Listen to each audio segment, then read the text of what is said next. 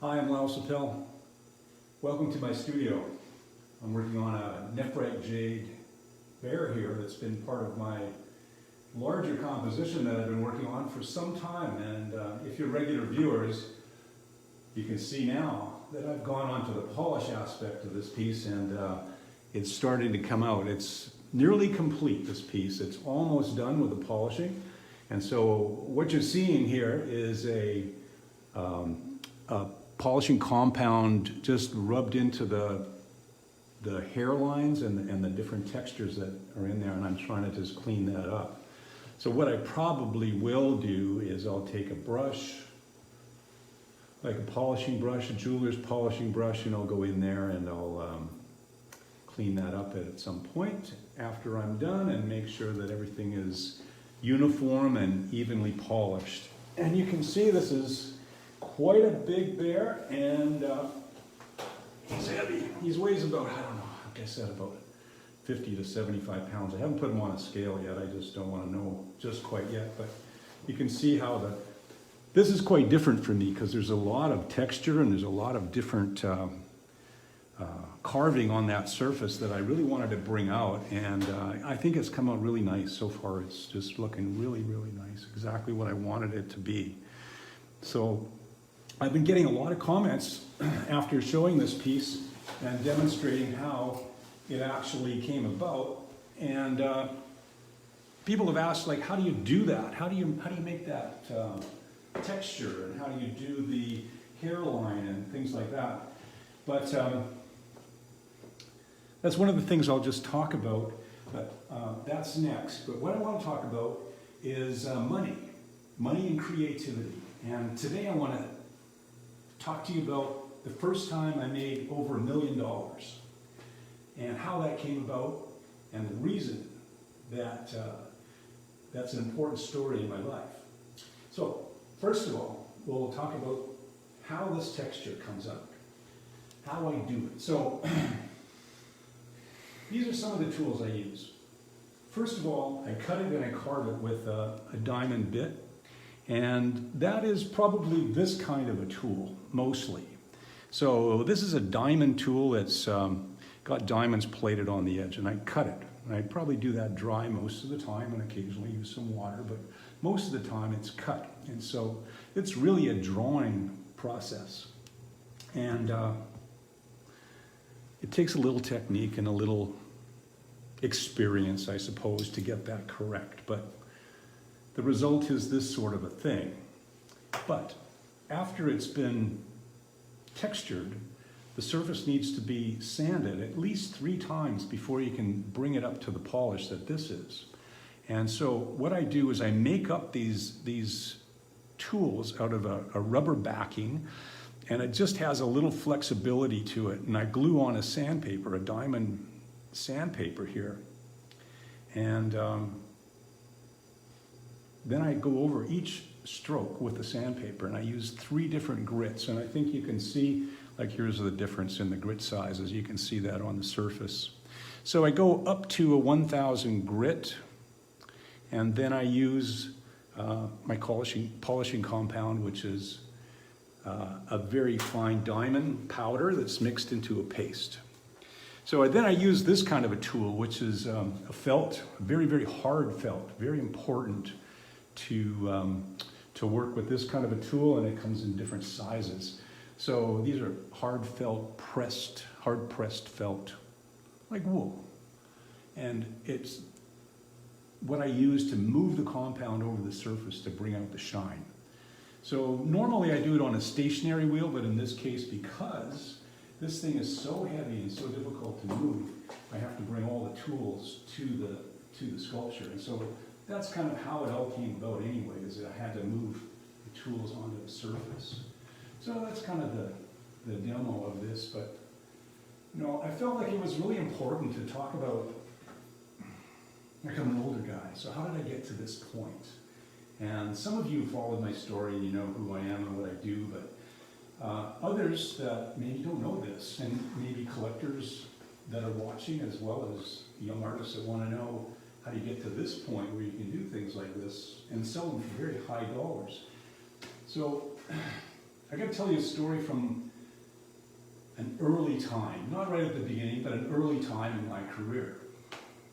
I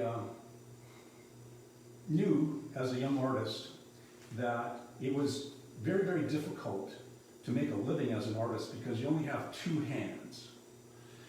And you can only do so much with two hands, no matter how hard you work, no matter how fast you work. You can only produce what you can produce with your two hands. And so you end up working for labor. And it's very, very hard to move out into, especially a valuable stone like jade or other gemstones, if you're only producing a very limited amount of work.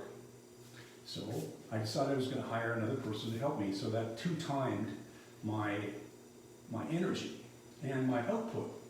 That worked really well, so I hired another person, and another person, and another person, and another person. And pretty soon I was working in a studio that I had 7 people working in my studio with me, as well as support staff in the office, and then there was accounting, and then there was salespeople, and then there was retail outlets and that kind of thing. So I was quite large, I would say, for my manageability. Maybe in business it wasn't that large, but for my manageability, and what I was doing was creating art, and I was producing things on a commercial level.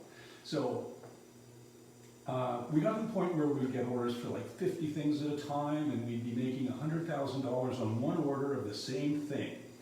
And I organized my studio so that the staff and people that were working for me knew exactly what to do. They were well trained, and there was managers, and there was people in there that could take over anything that I wasn't doing. So there got to be a point where I didn't have to do anything at all. And in fact, I didn't have to show up. My work was produced, my work was sold, my work was shipped.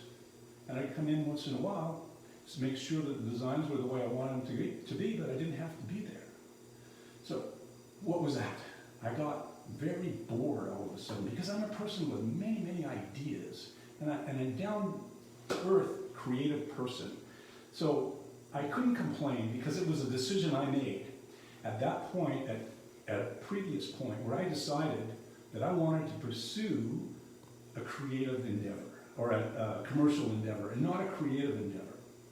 Because I always felt like, okay, I'm a creative person, and when I get old, I can always, slow down and make things the way I want to make them. But in the meantime, while I'm young and energetic, I can produce lots of work and get out there and make money. So I had this goal. I was going to make $1 million. That was my goal. I thought I could just rev up my business to the point where I could make $1 million. And I thought that would be it. That would be really, really great. That would be like the epitome of success for me, the big number. So this was in the late 90s. And I was a really insecure person. Like, I think, most artists are kind of insecure and not sure of themselves and direction. And so that's how I was. My wife Colette was managing the marketing, and she really did a great job. She had all kinds of different ways of presenting the work, and it made it look good. But I wasn't satisfied. I wanted more. And I didn't know where to go. I didn't know how to pursue from the point that I was at.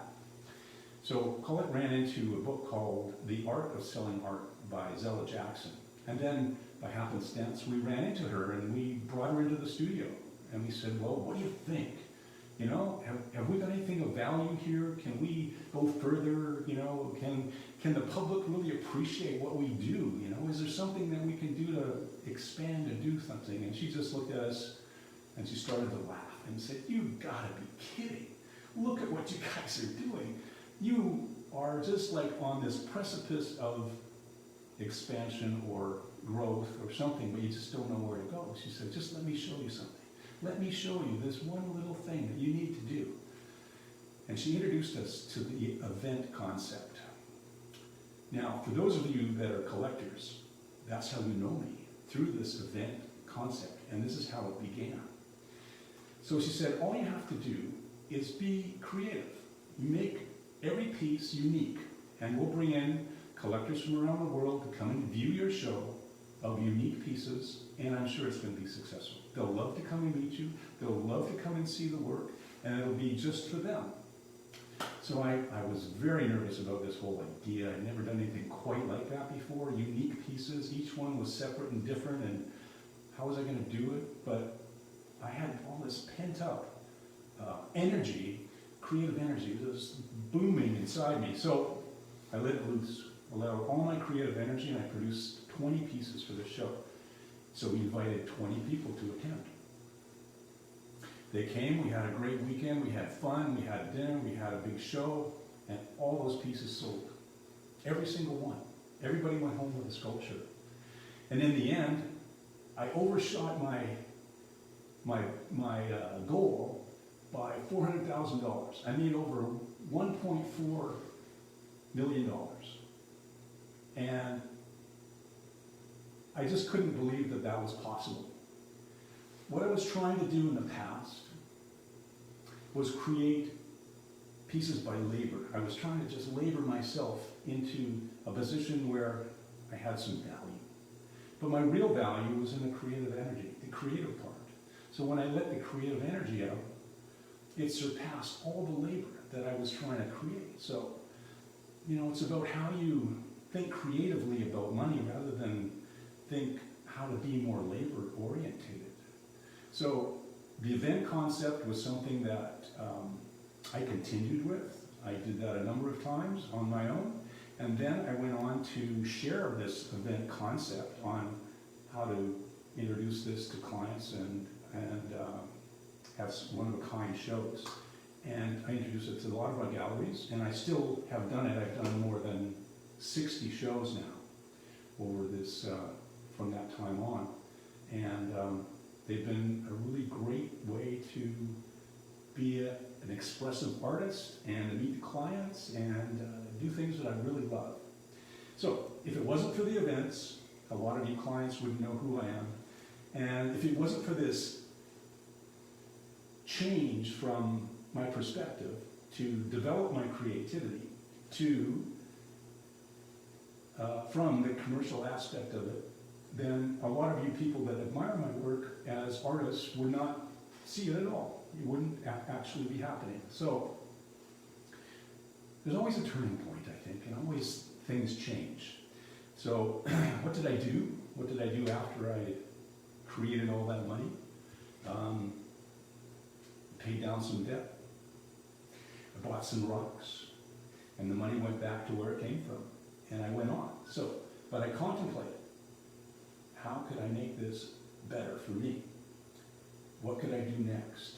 And it just gave me this self-confidence that creativity is really the way to pursue my goals. And so I did that. And for just a couple of years, I contemplated and created even more bigger pieces than I had in the past. And then 9/11 happened, and my whole world went upside down. So that's going to be another story for next week, so you're going to have to stay tuned. But that's where I'm at now. I'm still doing those shows, and I'm still being as creative as I can. And so if you got more questions, you want to know about that show, send me a message or ask me a question. If you want to know more about this kind of a thing, you can send me a message and I'll do what I can to answer. So thanks for being with me today, and stay creative.